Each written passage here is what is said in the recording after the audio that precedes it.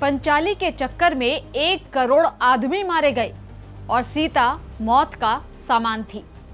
ये किसी social media troll का बयान नहीं, बल्कि बीजेपी विधायक पन्नालाल शाक्य के मंच से दिए गए बयान है।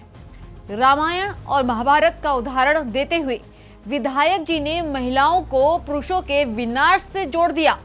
बयान इतना विवादित हुआ कि मंच पर मौजूद बीजेपी की महिला विधायक प्रियंका मीना पैंची ने खुलेआम इसका विरोध कर डाला।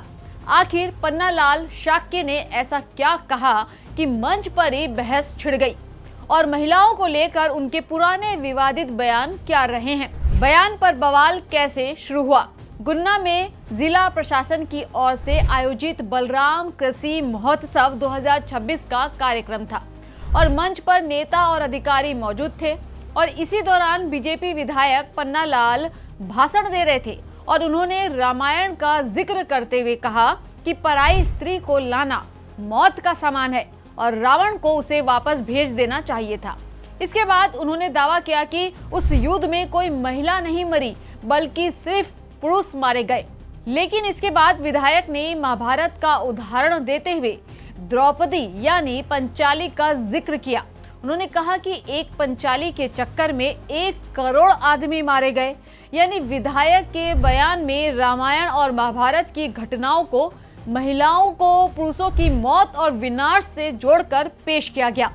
यही बात मंच पर मौजूद बीजेपी की महिला विधायक प्रियंका मीना पैंची को नागवार गुजरी और उन्होंने तत्काल आपत्ति जताई। मंच पर ही महिला विधायक ने जताया विरोध। प्रियंका ने इसे महिलाओं का अपमान बताया और खुले मंच पर पन्नालाल के बयान का विरोध किया।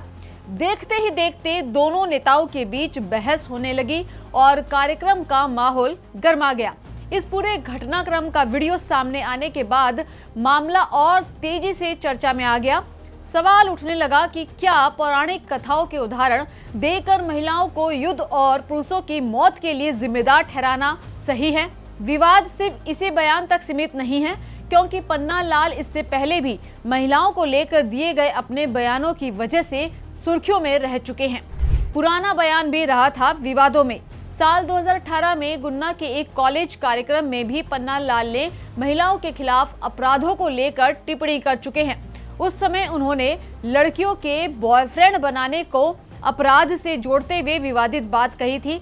यानी महिलाओं को लेकर उनका एक पुराना बयान पहले ही विवाद खड़ा कर चुका था और अब कई साल बाद रामायण, सीता और महाभारत की पंचाली का उदाहरण देकर दिया गया नया बयान फिर बहस के केंद्र में है। अब सबसे बड़ा सवाल यही है, क्या नेताओं को धार्मिक और ऐतिहासिक उदाहरण देते वक्त अपनी भाषा की जिम्मेदारी नहीं समझनी चाहिए?